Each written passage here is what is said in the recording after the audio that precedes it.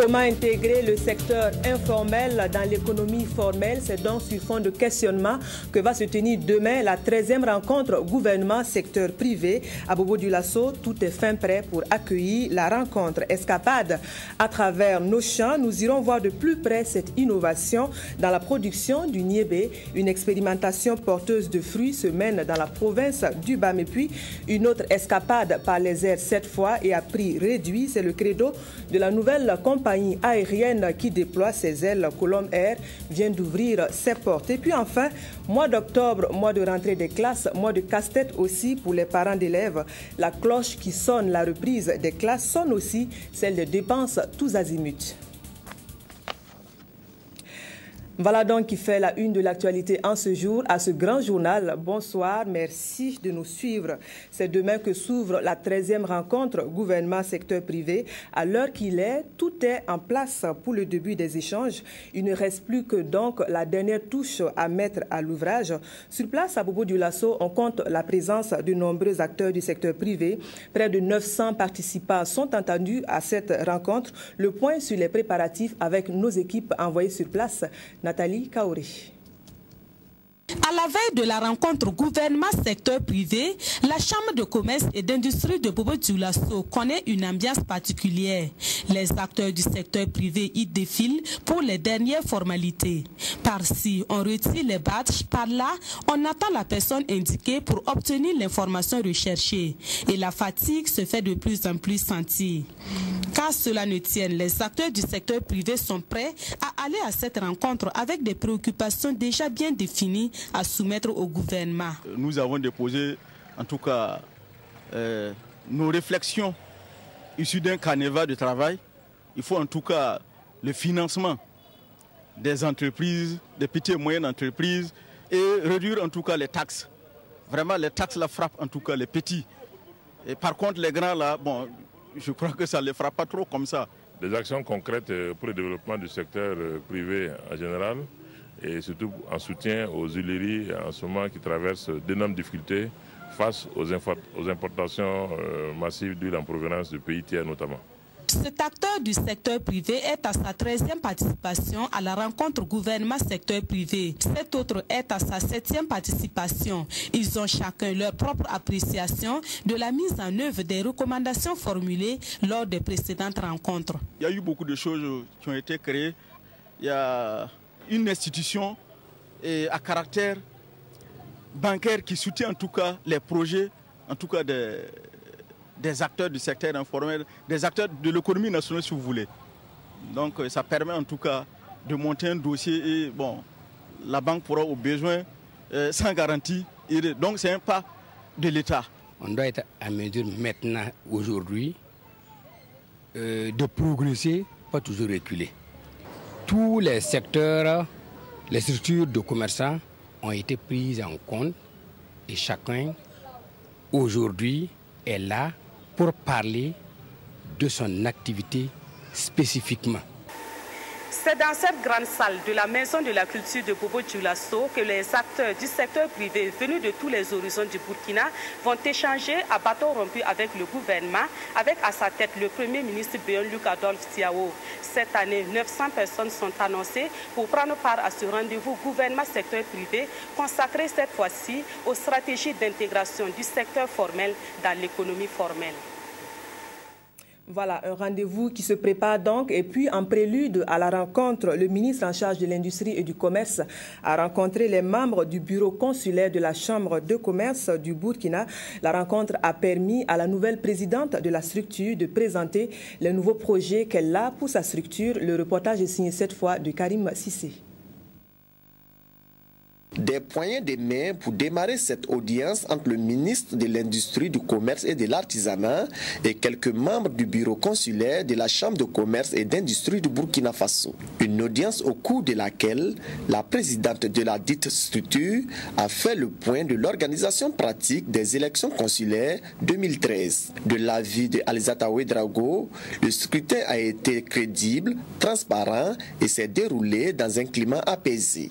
Le ministre de l'Industrie, du Commerce et de l'Artisanat a à son tour félicité les membres du bureau consulaire pour l'esprit qui a prévalu durant cette consultation électorale. Arthur Kanfando leur a réaffirmé le combat du gouvernement à faire du secteur privé un véritable levier de l'économie burkinabé. À tout moment, nous sommes prêts à vous accompagner sur les 5 ans à venir pour que vous puissiez réaliser votre mandature avec tout le programme que vous allez vous fixer. Je voudrais rassurer les membres de la délégation sur l'intérêt que les premières autorités portent et accordent au secteur privé. C'est vrai que dans tous les documents de politique, on réaffirme et on note que le secteur privé est le moteur de la croissance. Je voudrais vraiment que nous soyons très complices et que nous puissions faire une pression positive sur toutes les autorités pour qu'on comprenne vraiment le rôle moteur du secteur privé. Les opérateurs économiques ont promis au ministre en charge du commerce qu'ils travailleront pendant cette mandature à faire de la Chambre de commerce et d'industrie une institution forte et prospère, résolument engagée sur les chantiers du développement du pays. On l'aura constaté, ces dernières années, le secteur informel a pris du poids dans la balance économique de notre pays, ce qui en fait désormais une composante essentielle du tissu économique. Selon les estimations, le secteur informel regrouperait près de 70% de la population et compterait pour près de 40% dans le PIB, le produit intérieur brut. Gros plan sur un secteur en évolution avec Drissa Seri. C'est devenu aujourd'hui un élément caractéristique de nos villes et campagnes. Le secteur informel fait l'objet d'un développement prodigieux perceptible à travers les rues, les marchés œillards et autres carrefours à forte concentration humaine. De par sa nature, ce secteur est très difficile à cerner. Il occupe près de 70% de la population et embrasse toutes sortes d'activités. Le petit commerce, les métiers de l'artisanat, l'agriculture, l'élevage, la restauration. Pour les acteurs, il s'agit d'un choix par défaut. À la fois pourvoyeur d'emplois et créateur de richesses, le secteur informel participe à la lutte contre la pauvreté et la réduction du chômage. Pour travailler dans le secteur informel, cela veut dire que on peut dire que c'est par manque de moyens. Sinon, si tu as les fonds, tu ne peux pas travailler au secteur informel, n'est-ce pas? J'ai décidé de faire ça parce qu'il n'y a pas de boulot. À cause de ça, je fais ça, je me débrouille un peu. Majoritairement, le secteur informel rassemble des acteurs issus des classes les plus pauvres. Ceux-ci cumulent parfois plusieurs emplois, exerçant dans des conditions souvent précaires et en tirant parfois de faibles revenus, voire incertains. Il faut dire que je suis sur le campus, j'ai vu comment les étudiants vivent. Et je me suis dit que pourquoi ne pas créer à côté une activité qui puisse t'apporter un peu de sous. Donc voilà pourquoi j'ai pris l'initiative de faire la couture. Et je cours principalement les kimonos, c'est-à-dire que les habits du taekwondo. Puisque je suis maître de taekwondo aussi, ceinture noire 4e dan, il faut le souligner.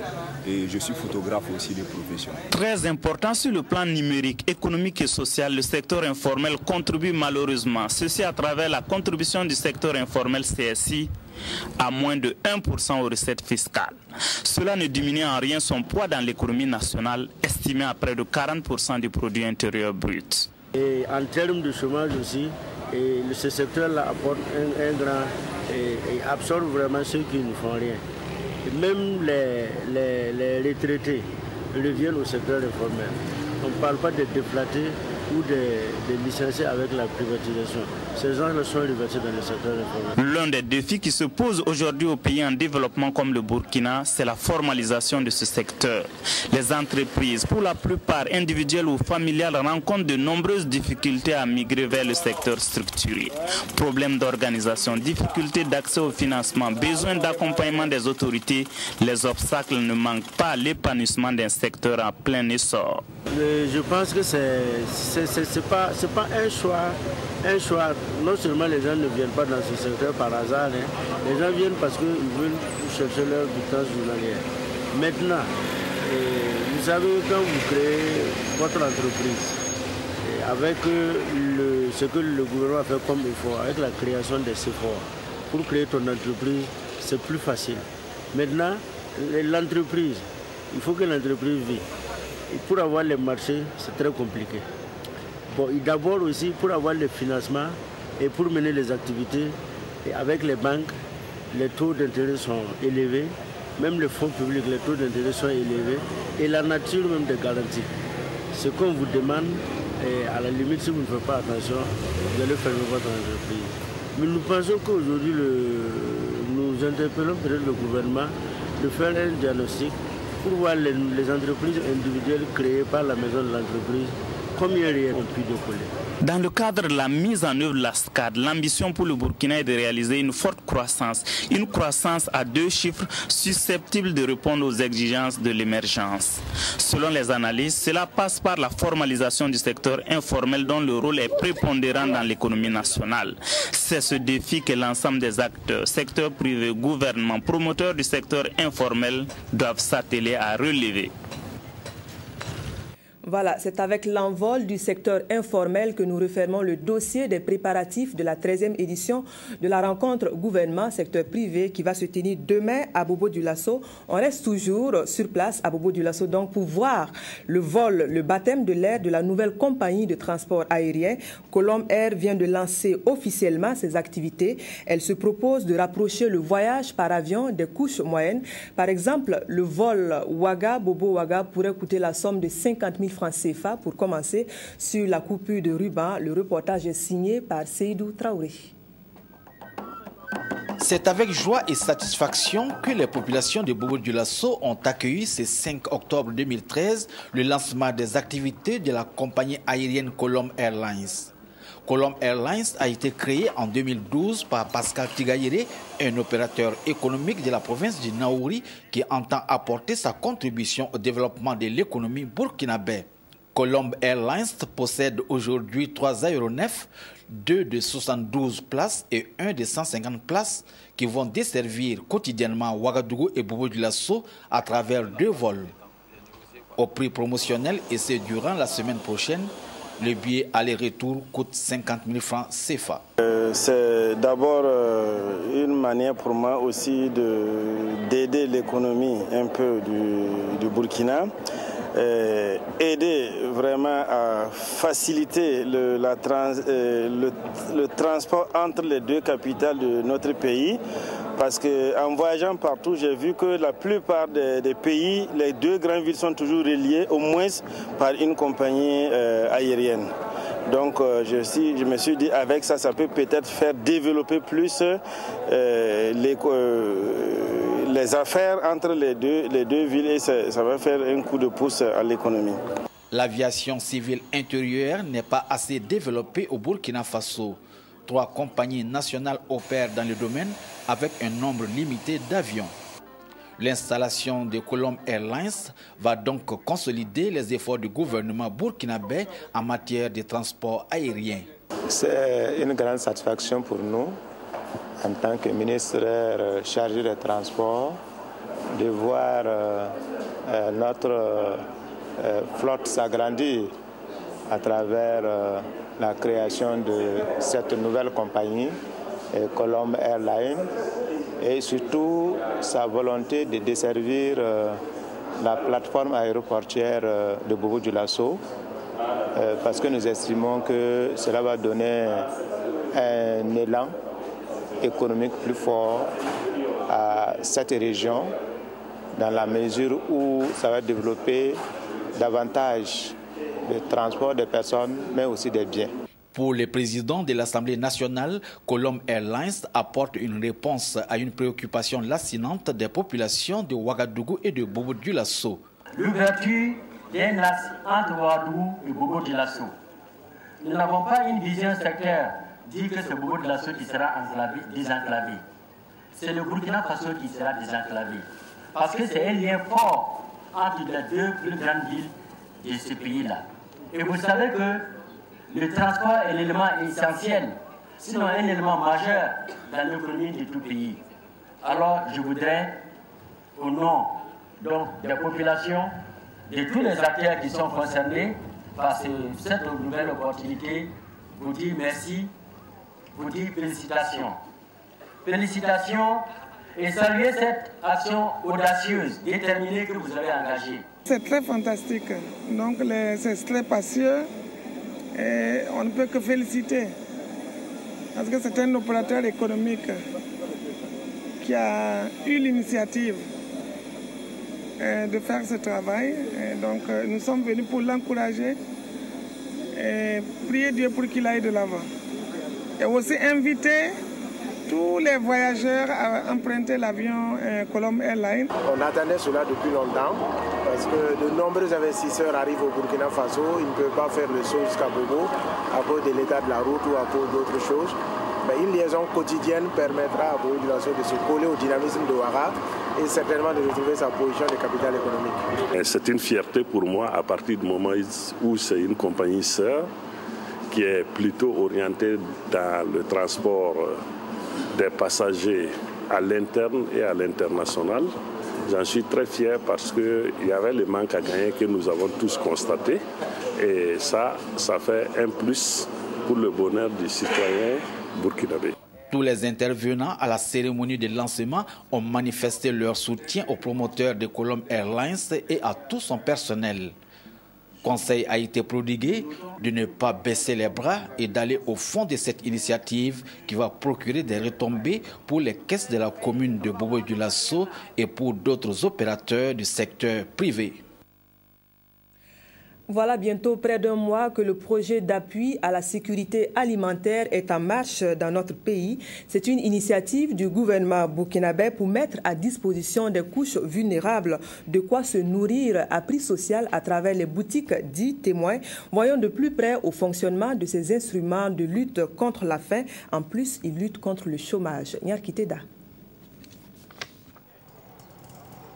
Le projet d'appui à la sécurité alimentaire PASA 2013, initié par le gouvernement à travers les boutiques témoins de la SONAGES, met l'accent sur les produits locaux.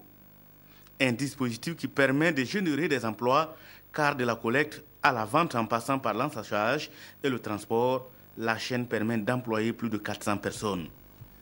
C'est une étape qui est très importante et vous pouvez le constater également, la création d'emplois autour donc de l'opération qui est menée. Et nous disons toujours que l'agriculture est la base donc, de notre développement. En début de campagne, vous avez vu tout le travail qui a été fait avec les artisans pour confectionner donc, du matériel aratoire et des équipements. Donc ça participe au développement de l'industrie métallurgique de notre pays et c'est comme ça que nous allons pouvoir aller. Dans la boucle d'Imouhoun et le Haut-Bassin, zone à forte production, c'est un impressionnant dispositif qui est élaboré. Les stocks sont réunis sur place et facilitent l'écoulement à la grande satisfaction des producteurs. Je crois que c'est une opération qui est très importante pour tout le monde. Moi-même, je suis fier que c'est bon. C'est très bon. Ça va aider les producteurs, ça va aider les consommateurs. Après la collecte, il faut les traiter et passer à l'ensachage. C'est là que l'opération joue un rôle très important dans la création d'emplois. Elle a permis de maintenir cette usine de production d'emballage, par exemple, d'une industrie plastique de l'Afiabougou à Bobo Dioulasso, qui est au bout du souffle. Aujourd'hui, si vous voyez l'unité en marche, c'est grâce à SONAGES. On a pu avoir 300 000 sacs en commande. Bon, on a pu livrer environ 80% déjà. Il nous reste donc, on attend encore d'autres commandes, sinon on va s'arrêter encore. Outre cette industrie, le PASA 2013 a permis d'augmenter la capacité de production des industries locales, mais aussi il offre une opportunité de bonnes affaires pour les magasiniers. Pour l'opération, la Jaïe a livré 1000 tonnes à Gorom, 297 tonnes au Konasur à Ouaga, et je viens de livrer 600 de vente pour les boutiques de Ouagadougou. Grâce à SONAGES, on a eu un contrat avec eux pour les vendanges de maïs. Donc on a commencé avec l'année passée, on a fait un peu, c'était pas beaucoup, mais pour cette année, c'est beaucoup un peu. L'opération boutique témoin, au-delà de la réduction des prix des denrées alimentaires, constitue un credo de création d'emplois pour les jeunes et les femmes. Nous avons plus de 85 personnes qui travaillent ici. Donc moi je crois que non, ça diminue un peu aussi le taux de chômage aussi, parce que tous ceux qui viennent ici pour travailler, ils s'en sortent très bien aussi. En plus des 400 emplois ordinaires, l'opération permet d'occuper environ 1000 femmes pour le vannage et l'étivage. Un dispositif salué par le directeur général de la SONAGES à l'issue de la tournée avec les journalistes à l'ouest du Burkina. Wenmanegda Song Naba annonce que les autres provinces verront l'ouverture effective des boutiques témoins dans les tout prochains jours. Il est même prévu l'importation de riz 25% brésil pour augmenter la capacité d'offre, question d'éviter les ruptures. En tout, environ 55 000 tonnes seront mobilisées pour les 3 mois que va durer l'opération. Voilà donc pour le dispositif de lutte contre la faim. Et puis on regarde de plus près à cette innovation dans la production du niébé. C'est dans la province du BAM que l'expérimentation se mène. Grâce à des semences améliorées, des producteurs arrivent à des exploits. La technologie est présentée sous le label de plateforme d'innovation. Les résultats sur le terrain sont des plus encourageants. Présentation donc d'une méthode qui porte fruit avec Ernest Kambiré. Sur cette parcelle de production, Awa Kangwe produit depuis belle lurette du niébé de variété locale avec les moyens de bord. Cette année, à la faveur de la mise en place de la plateforme niébé appuyée par le programme de productivité agricole en Afrique de l'Ouest, PPAO-WAP, la parcelle de Awa est transformée en parcelle de démonstration au profit des femmes productrices de niébé de Rolo dans le BAM. Grâce à l'appui du programme, elle a bénéficié en plus d'un ensemble de paquets technologiques de production de semences améliorée de variété Nafi. Nous avons vu que la variété améliorée Nafi résiste mieux aux poches de sécheresse. Pour les années à venir, notre choix va porter sur cette nouvelle variété. L'important de cette mise en place de cette parcelle est pour permettre aux producteurs de choisir la meilleure variété. Puisque ici, localement, ils ont une variété qu'ils ne veulent pas laisser. Mais si nous mettons en place et puis eux-mêmes voient de leur propre œil qu'il y a une variété qui donne mieux que les autres variétés, elles pourront adopter la production de niébé dans les BAM. Tout comme Awa Kangwe, ces productrices membres du groupement Nongtaba expérimentent sur cette parcelle témoin la variété Yinsiande à partir de leurs pratiques paysannes et celles dites technologiques. Ici, l'itinéraire technique et l'apport de la fumure organique font la différence. La pratique technologique permet d'apporter de la fumure organique et de semer en ligne, alors qu'avec notre pratique paysanne, tout est fait au hasard, d'où les rendements faibles que nous avons. Maintenant, nous allons suivre les techniques qu'on nous a enseignées. Soyez rassurés. Un plus, parce que comme vous l'avez constaté, les producteurs et les femmes notamment sont vraiment enthousiasmés par rapport à ce qu'ils ont vu sur les différentes parcelles que nous avons visitées. Et ça, c'était même prévisible lors de la distribution des semences où il y a eu beaucoup de demandes, de sorte que les semences même n'ont pas suffi et ça se poursuit jusqu'à ce moment. Et je pense bien que l'année prochaine, elles seront nombreuses en tout cas à adopter ces différentes variétés. Oui. Permettre aux producteurs de voir et de comparer la performance en termes de rendement pour choisir la variété. Ces outils appliqués permettent de mieux valoriser la semence améliorée en tant que véhicule capable de booster le rendement à l'hectare. Pour cette campagne, l'appui du projet a porté sur environ 3,5 tonnes de semences améliorées de niébé de plusieurs variétés. Et environ 1200 femmes sont touchées pour plus de 226 hectares de superficie emblavée en niébé. Pour la visite commentée est une façon de mobiliser beaucoup de monde pour faire passer un message. Et en ce moment, les paysans eux-mêmes voient sur le terrain le comportement des variétés et ils peuvent mieux l'apprécier et décider de l'adopter pour les campagnes à venir. Dans le cadre donc de la plateforme niébé du projet WAP, des outils et des variétés de semences améliorées de niébé sont diffusés auprès des producteurs en collaboration avec les services d'appui technique du ministère de l'Agriculture à travers des champs écoles paysans, des parcelles de démonstration et des parcelles vitrines de producteurs comme ici à Rolo où Jacqueline Ouedraogo réalise avec succès cette parcelle vitrine avec 5 variétés. La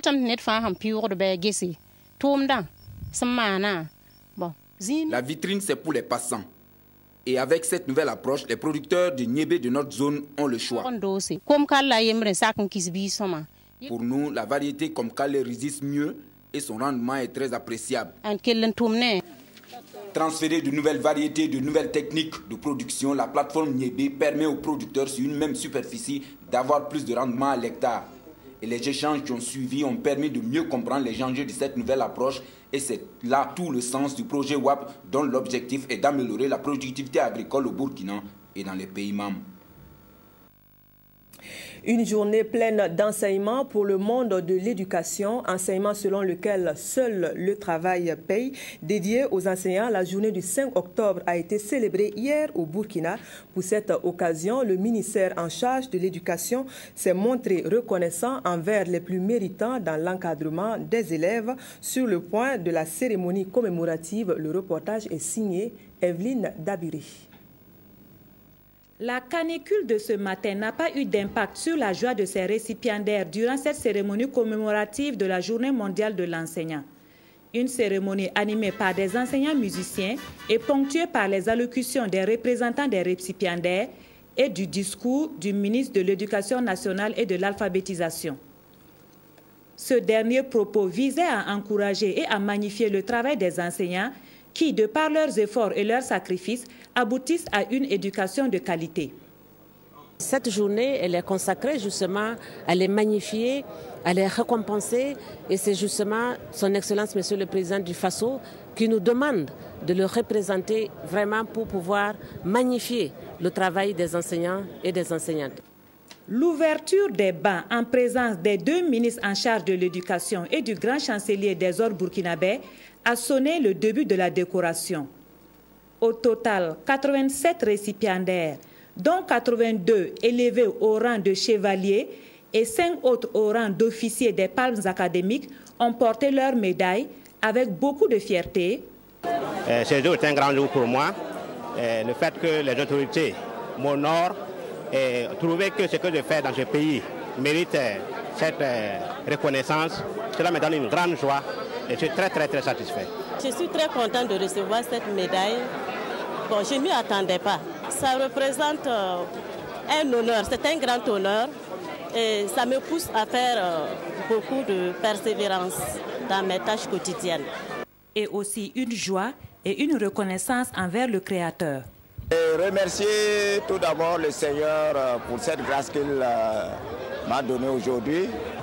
Et aussi souhaiter que tous ces enseignants valeureux qui chaque jour donnent le meilleur d'eux-mêmes et qui malheureusement n'ont pas encore été distingués, que le Seigneur leur accorde cette grâce. Je suis très content parce qu'après tant d'années de travail, si ça couronnait par une distinction honorifique, je ne peux qu'être réjoui. La cérémonie s'est achevée par la visite de quelques stands dans le hall du ministère des Enseignements. Et le thème de la commémoration de cette année est « Les enseignantes et les enseignants prennent l'initiative en faveur de l'éducation de qualité ». Mois d'octobre, mois de rentrée des classes pour la majorité des établissements d'enseignement du primaire et du secondaire du Burkina. La période est réputée des plus difficiles pour les parents d'élèves. Entre achats de fournitures scolaires, places à trouver dans des établissements d'enseignement décents et frais de scolarité à régler, certains ne savent plus où donner de la tête. Un vrai casse-tête simplement dont nous parle Evelyne Dabiri dans ce dossier. Au Burkina Faso, les frais de scolarité sont disparates selon que l'on soit dans un établissement public ou privé ou entre les différents établissements privés. Pour le public, l'État fixe les prix. Au niveau de l'enseignement général, il y a les frais de participation qui sont fixés à 10 000 francs au premier cycle pour les admis au concours d'entrée, pour les recruter en complément d'effectifs, et 2 500 francs pour les admis au concours d'entrée en 6e et pour les anciens élèves. Au niveau du second cycle, les frais sont de 20 000 et 5 000 francs, respectivement. Donc 20 000 pour les recruter en complément d'effectifs et 5 000 francs pour les élèves qui sont admis au concours d'entrée en seconde et pour les anciens. En plus de ces droits d'accès aux établissements, Il faut ajouter les frais d'abonnement à la bibliothèque, la location des livres et la cotisation des parents d'élèves. À tout casser, dans les établissements publics, il faut débourser 30 000 francs pour le second cycle et 20 000 francs pour le premier cycle. En ce qui concerne les établissements privés, l'État ne fixe pas les prix. Nous sommes également dans un pays libéral. Le libéralisme économique fait que l'État ne peut pas imposer des prix, il peut seulement définir des normes. La non-intervention de l'État dans la tarification de l'offre éducative dans les établissements privés rend les prix bigarrés. Tenez, pour le secondaire du régime externat, les frais de scolarité sont compris entre 50 000 et 1 million. Pour l'internat, entre 200 000 et 2 millions par an. Cette même disparité existe au niveau de l'enseignement supérieur où il faut débourser entre 400 000 francs et 2 500 000 francs par an. De tels frais se justifient-ils? Si j'ai un établissement bien équipé avec des laboratoires, avec des services d'accompagnement, des résultats aux examens qui sont exceptionnels, tout ça, je peux proposer des frais de scolarité qui sont supérieurs à quelqu'un qui a vraiment un service minimum, juste la classe, les professeurs, et puis c'est tout. Donc, en fonction des améliorations et des investissements que les uns ou les autres ont mis, ils proposent des frais de scolarité qui vont être légèrement différenciés par rapport à ce que le voisin propose. L'éducation est une donnée sociale. Mais en tant que donnée sociale, il y a un coût, il y a des dépenses d'éducation. Et les dépenses d'éducation sont assurées dans le privé par la contribution des parents. Dans le public, c'est d'abord par l'État, avec l'accompagnement des parents, mais dans le privé, c'est d'abord par les parents que cet effort-là est soutenu. On a fait l'option d'un libéralisme social. Voilà. Donc ce qui fait que l'État ne fixe pas les prix, mais essaie de tempérer les ardeurs des uns et des autres. Ce choix idéologique fait par notre pays nous éloigne bien de l'époque où les frais d'accès au lycée et collège étaient nivelés vers le bas, soit 40 000 francs pour le secondaire en 1983. Mais quelles que soient les raisons évoquées, ces prix sont au-dessus de la bourse moyenne. Compte tenu de la vie des citoyens burkinabés, on peut dire que si quelque chose est fait par rapport aux frais de scolarité, ça va beaucoup nous aider. Les coûts de ces écoles et institutions privées ne permettent certes pas à toute personne de s'inscrire, mais que fait l'État par rapport à cette tarification? L'État ne peut pas obliger. Il ne peut pas obliger parce que l'État peut donner des conditions minimales. Mais si un établissement dit qu'il a utilisé tel ou tel type d'équipement qui entraîne telle et telle charge, il faut qu'il puisse récupérer ces charges. Et ce que donc l'État souhaite, c'est que lorsque les établissements privés, pour diverses raisons, veulent procéder à un changement au niveau des prix, qu'ils puissent entrer en négociation, en échange avec l'administration, afin que justement les effets puissent être contenus et au bénéfice du plus grand nombre. L'État n'a certes pas de moyens de coercition, mais a trouvé la formule depuis 2007 des établissements pilotes dans 135 communes du Burkina où la gratuité de l'école s'applique à tous les enfants de la tranche d'âge de 6 à 16 ans, soit du CP1 à la classe de 3e. En plus, l'admission au concours d'entrée en 6e ou en seconde réduit les frais de scolarité. Anselme Palme et bien d'autres, lauréats au concours d'entrée en seconde, verront la scolarité allégée dans le public et même dans les établissements privés conventionnés. Cela n'est peut-être pas suffisant au vu de la demande toujours croissante de l'éducation. Il reste que sans normes régulatrices pour la tarification de l'offre éducative, les frais de scolarité iront dans tous les sens et l'éducation risque d'être à la seule portée des plus nantis. Voilà, Je vous le disais, pour un casse-tête, ça n'est un. Et puis, c'est l'école des technologies de l'information et de la communication pour les députés. Voilà à présent nos parlementaires mieux aguerris dans l'utilisation de l'outil informatique. Désormais, le clic de souris devient un jeu d'enfant dans la quête de l'information et aussi dans l'accomplissement des tâches quotidiennes. 4 jours durant, les élus nationaux se sont succédés pour renforcer leurs capacités. On revient donc sur la session de formation avec Kwame Bama et Anna-Lucie Kéry. Après 4 jours de concertation sur les technologies de l'information et de la communication, le député Mamadou Beno sait maintenant comment manipuler son iPad, ouvrir et fermer une application et faire des prises de vue. À l'instar de ses collègues Malakilo Mohamed Diasso, Dingri Traoré et de l'ensemble des élus qui ont pris activement part aux différentes séances d'échange, il peut également créer des comptes sur les réseaux sociaux et les paramétrer pour que ces comptes soient plus sécurisés. Aujourd'hui, vous constatez que les documents qui nous sont remis sont des documents papier et très souvent, donc, pour pouvoir les lire, ce n'est pas facile. Donc, avec d'abord ces outils, on a des versions électroniques qu'on peut donc corriger et surtout quand même travailler en réseau. De tous les modules proposés, les députés étaient plus intéressés par le traitement de texte. Avec l'iPad, vous êtes partout où vous êtes. Vous pouvez faire le traitement de texte, vous pouvez modifier vos dossiers.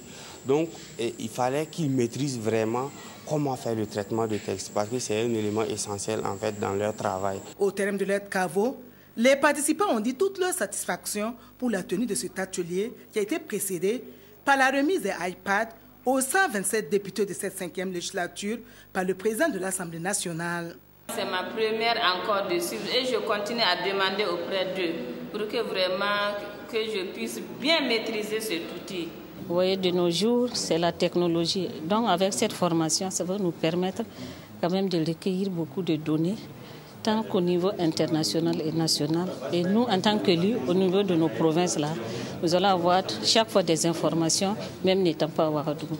Les organisateurs de l'atelier en tirent une réelle satisfaction. Ils ont vraiment envie de découvrir et d'apprendre. Et je pense que c'est vraiment un aspect très favorable. Et je me dis que s'ils persistent dans ce thé-là, dans quelques jours, ils vont vraiment maîtriser l'outil.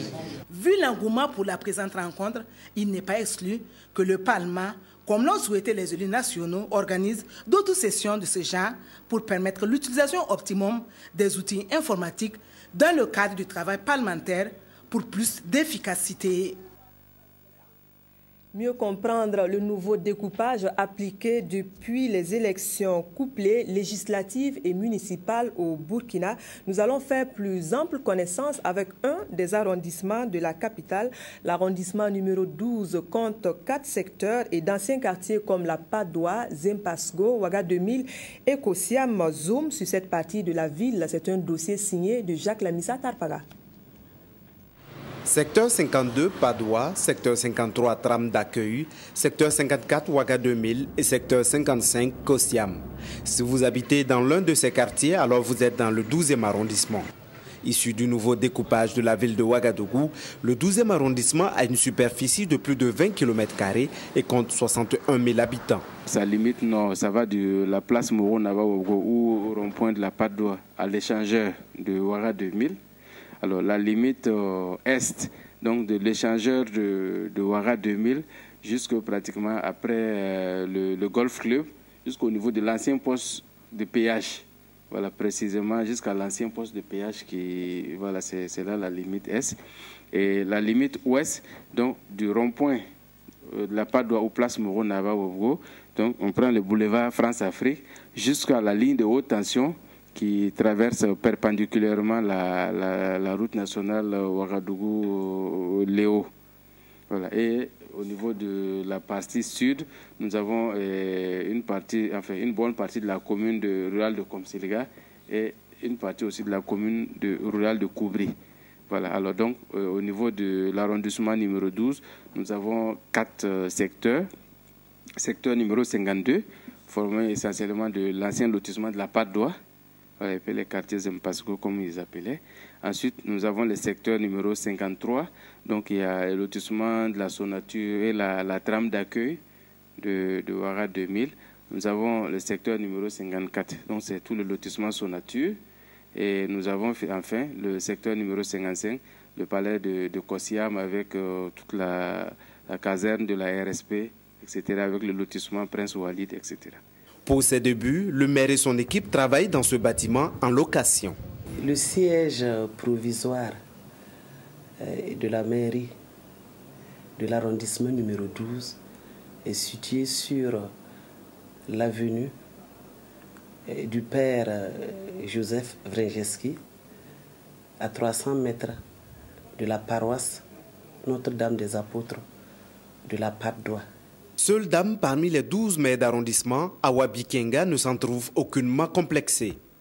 Bien au contraire, elle affiche de grandes ambitions pour son arrondissement. Nous allons dans le domaine sanitaire améliorer l'accès des populations aux soins de base par la construction de centres de santé et de promotion sociale dans l'arrondissement.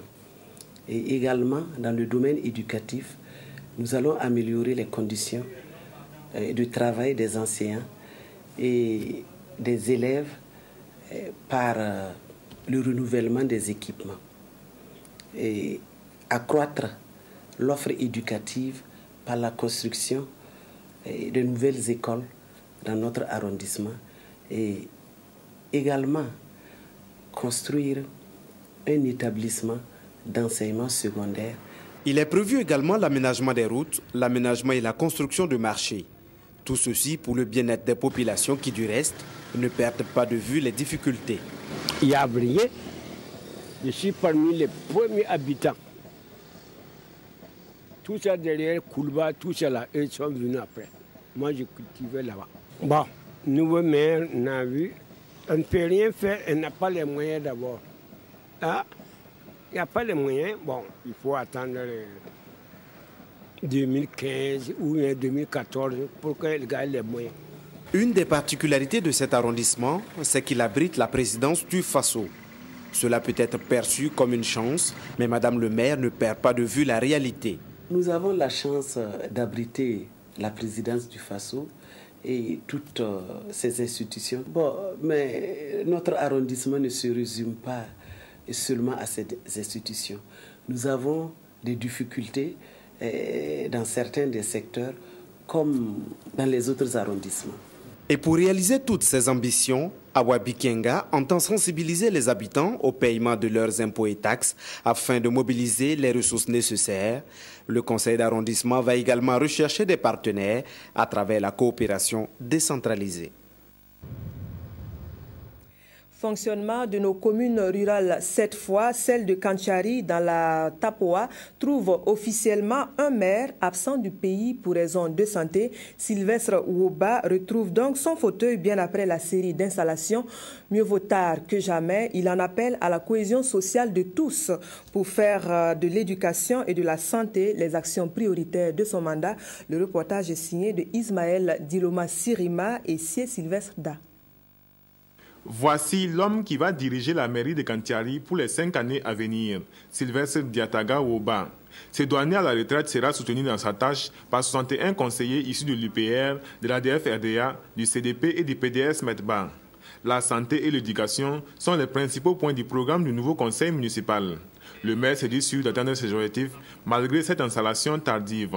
Après les élections, moi je suis tombé malade. Et donc ça a fait même l'objet d'une évacuation à l'étranger. Et je suis revenu de cet état-là il y a à peu près 1 mois. Nous sommes une ville cosmopolite. Il y a tout le monde. Il y a les Yoruba, il y a les Gourmaché, il y a les Hausa, il y a les Mossi. Moi, je voudrais que tout ceci-là soit pour nous transformer en une richesse. Qu'ensemble, on pense que c'est la même famille. Et ça nous permettra de mieux fonctionner. L'occasion a été saisie par le ministre de l'Aménagement du territoire et de la décentralisation pour déballer un bout de ses projets en faveur des communes rurales du Burkina Faso. Nous avons par exemple un projet de construction de 302 marchés dans les communes rurales pour générer des ressources propres. Nous avons en projet la construction de 302 maisons de jeunes. Ce sont des domaines transférés aux MATD, aux collectivités. Donc tout ce qui est géré par les collectivités l'est également par notre ministère. Mais je pense qu'il y a encore des blocages j'espère que d'ici là, les blocages vont être levés. Danse et musique du terroir Gourmachema ont animé cette cérémonie. Un moment solennel ponctué par les allocutions des représentants des anciens, suivis de celles des jeunes et des femmes. Pour eux, les priorités du maire devront être de veiller à trouver des solutions aux problèmes urgents d'accès à l'eau potable ainsi que d'infrastructures sanitaires et scolaires. À Bagré, dans la région du centre-est, les populations fêtent le rapprochement avec les services de la Poste. Officiellement ouvert hier, le bureau vient donc mettre fin aux longues distances à parcourir par les populations. C'est le ministre de tutelle des Postes qui est allé ouvrir officiellement les portes de la nouvelle infrastructure. Et le reportage est signé pour vous par Abdoul Rasmane Zongo.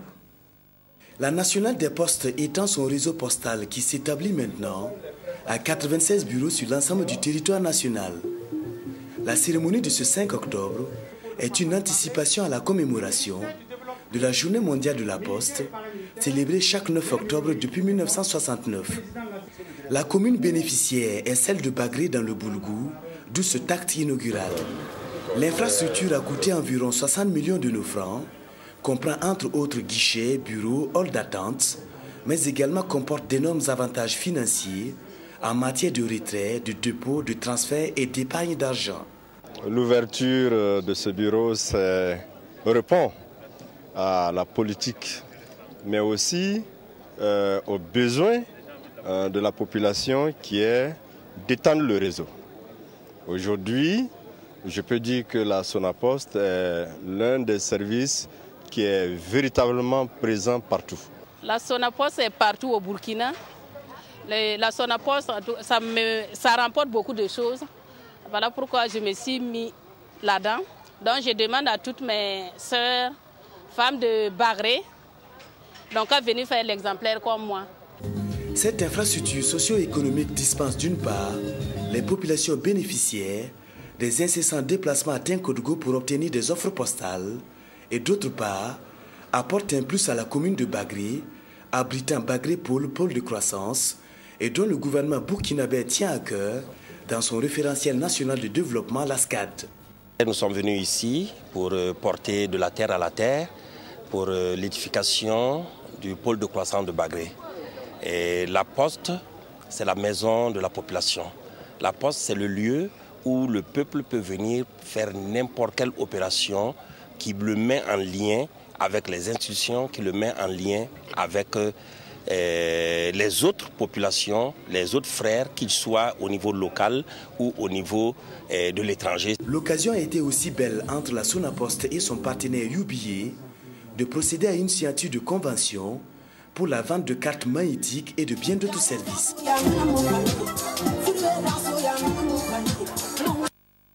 Voilà, une coupure de ruban bien animée. Les prouesses de la première édition de San Matenga Vacances Culture, en abrégé SAVAC, relèvent déjà du souvenir. La compétition culturelle s'est tenue du 5 août au 28 septembre dernier à Kaya, dans le centre-nord.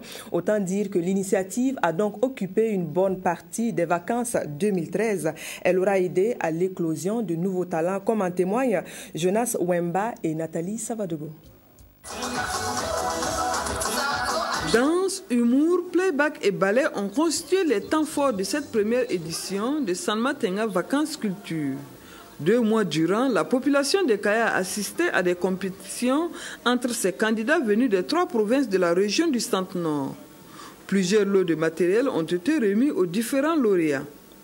Ces lots sont composés entre autres de fournitures scolaires, de postes téléviseurs, de vélos et d'une moto. Vraiment, je suis satisfait parce qu'il y a eu de l'engouement. Donc, je peux dire qu'en tout cas, la première édition, c'est bien vrai que c'est une première édition. Bon, on doit trébucher et puis après reprendre, sinon je me dis que vraiment ça réussit. Des différentes prestations des candidats, c'est celle de Charles Kinda qui a été la mieux primée. Il est reparti chez lui avec une moto. Je suis ému, je ne m'attendais pas à ça. Cet événement a contribué donc au renforcement des valeurs culturelles et à la promotion artistique de la région. À qui sera le trophée de la deuxième édition du tournoi de l'unité du centre? Question de sport. Pour le moment, il faut compétir et 38 équipes des provinces de la région sont en lice. Rappelons que c'est le Premier ministre Béon Luc Adolphe Tiao qui a initié la rencontre en ouverture du tournoi. Hier, la commune de la cérémonie a battu celle de Kion par 3-0. Nous vous proposons le film de la cérémonie avec Cheikh Karambiri. Grosse mobilisation à Pouni en ce samedi 5 octobre. Pouni, bien connu pour ses célèbres masques, mais à Pouni, les jeunes gens savent également taper dans un ballon de foot. Béon Luc Adolphe Tiao, l'enfant du terroir, a bien voulu offrir ce cadre d'expression à toute la jeunesse du centre-ouest à travers ce tournoi de l'unité. Le sport, et en particulier le football, est un facteur de mobilisation et d'unité pour la jeunesse. Et notre jeunesse, elle a besoin d'ambition. Elle a besoin aujourd'hui plus que jamais de s'illustrer à l'instar de ces talents. Aujourd'hui, les talents font rêver tout le Burkina Faso et en particulier les jeunes. Mais pourquoi ils sont arrivés à ce stade? C'est la cohésion à l'intérieur du groupe, c'est l'unité à l'intérieur du groupe, c'est la discipline à l'intérieur du groupe, c'est l'ambition. Et je pense que c'est ce que vise cette coupe qui, au-delà, évidemment, de la région du Centre-Ouest, c'est un hymne à la jeunesse burkinabé pour leur dire soyons ambitieux, battons-nous tous les jours pour que ce pays avance, pour que ce pays bouge, pour que ce pays ait encore des ambitions en allant de l'avant. Je suis très heureux que nous ayons pu hériter pour la deuxième fois cette coupe. À cette deuxième édition, 38 équipes des communes de la région iront à la succession de la commune de Koudougou, vainqueur de la première édition. Mais avant le début des hostilités, le chef des terres de Pouni a tenu à bénir le tournoi. Et les partenaires ont également réaffirmé leur engagement aux côtés du promoteur. À l'image du ministre Yacouba Ouedraogo des Sports et des Loisirs, qui a offert 5 jeux de maillot et 10 ballons au promoteur. Luc Adolphe Tiao s'est réjoui de cette forte mobilisation de la région et du Pouni en particulier. Il a eu une pensée particulière pour les étalons à la porte du Mondial Brésil 2014. Maintenant, place aux acteurs. Pouni en blanc face à Kion pour ce match d'ouverture. Les visiteurs n'ont pas mis du temps pour emballer la pâte. Pouni acculé procède par des contres. C'est en seconde mi-temps que le match va véritablement basculer avec cette ouverture du score de Pouni, but de Moumouni Kwanda à la 10e minute. Désormais, c'est Kion qui subit le jeu. 7 minutes plus tard, Emegué porte le score à 2-0 pour Pouni. À la 22e minute, Noufou Sino réussit la réduction du score. 1-2. Puis Moumouni Kwanda signe son doublé en fin de match. Score final 3-1 pour Pouni. Le promoteur est satisfait du niveau de ce premier match. Le plus important, je crois, c'est la rencontre. Bon, je suis évidemment partagé parce que je suis le promoteur de la coupe. Il y a ma commune qui joue. Bien sûr, j'ai le cœur pour mes parents, mais quand même, je ne peux pas oublier les jeunes de Kion qui ont très bien joué. Bon, je pense que ce n'était pas facile pour eux, parce que je crois qu'ils ont eu des difficultés de transport, donc sans doute ça a dû jouer un peu sur leur physique. Mais ceci étant dit, bon, quand même, Pouni méritait sa victoire. La finale de ce tournoi de l'unité du Centre-Ouest sera jugée le 30 novembre prochain à Koudougou. Et puis, les résultats de la petite reine courue aujourd'hui même sur l'avenue Charles de Gaulle à Ouagadougou. La compétition a opposé 57 coureurs venus de 14 clubs. C'est le 12e Grand Prix de l'Onatel.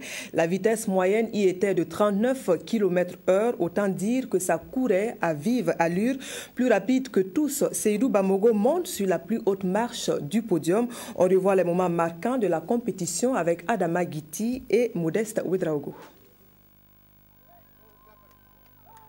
Seydou Bamogo inscrit son nom en lettres d'or dans la shortlist des vainqueurs du Grand Prix cycliste Onatel. L'émotion est grande, la joie aussi. Et pourtant, les choses semblaient compliquées pour lui.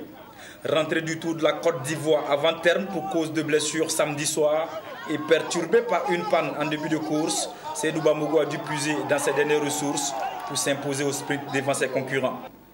Ce dimanche matin, la confiance se lisait sur les visages des jeunes et fougueux de la SAT et de la GSK, mais aussi des vieux briscards insatiables. Une minute de silence en la mémoire des anciens cyclistes disparus récemment et les voici partis pour boucler 145 km 200, soit un circuit fermé de 4 km 400 à parcourir 33 fois. Le peloton reste stable pendant les 7 premiers tours avant que 4 garçons ne décident de donner un peu de saveur à la course. L'échappée dure jusqu'au 20e tour et là, il ne reste plus que 3 fuyards, puis un seul. Au moment où l'on s'attendait à un dénouement en solitaire, le peloton fait la jonction et c'est finalement au sprint que la course désignera le vainqueur. Dans cet exercice, Seydou Bamogo de Tanalyse, mes partenaires et adversaires d'accord et franchit en premier la ligne d'arrivée en 3h41 minutes 27 secondes, soit une vitesse moyenne de 39 km 340. Un succès qu'il dédie à ses coéquipiers et surtout à un confrère journaliste, grand artisan de ses débuts dans le monde professionnel. Cette victoire, je la dédie à mon tonton, à l'homme qui a fait de moi ce que je suis aujourd'hui, à M. El Hadj Cheikh Karambiré qui est à la télévision. Je le remercie infiniment. J'aimerais faire autant mieux pour lui dédier tant de victoires. Je suis arrivé au pays des hommes intègres avec les difficultés de la Côte d'Ivoire. Ça m'a suivi venir. Et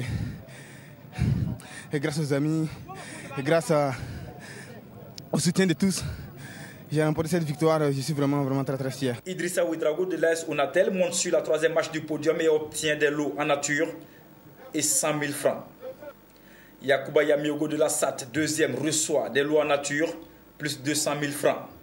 Seydou Bamogo, 1er, gagne des lots en nature, 300 000 francs et le trophée. La course s'est très bien passée. Avec tout ce que nous avons vécu, moi-même personnellement j'étais surpris que ce soit M. Bamogo, avec tout ce que nous avons vu. Cela veut dire que c'est vraiment un talent qu'il faut vraiment féliciter. Et au nom du directeur général de l'Onatel, toutes nos félicitations. Parce que vous savez, sous ce soleil, on aurait dû s'attendre à une démobilisation quelconque, mais le public est resté ferme sur tout le long du circuit. Et également, les coureurs ont tenu un rythme qui justifie le niveau qu'ils ont quand ils se déplacent ou qu'on vient nous rencontrer ici. Donc il y a matière de satisfaction. Après le 12e Grand Prix cycliste Onatel, 2 autres courses sont annoncées les 19 et 20 octobre sur Charles de Gaulle en guise d'apéritif avant le Tour du Faso qui démarre le 25 octobre prochain. Voilà, c'est donc en sport que nous refermons ce journal, ce grand journal. Merci de l'avoir suivi. Bonne suite de programme et à demain. Bonsoir.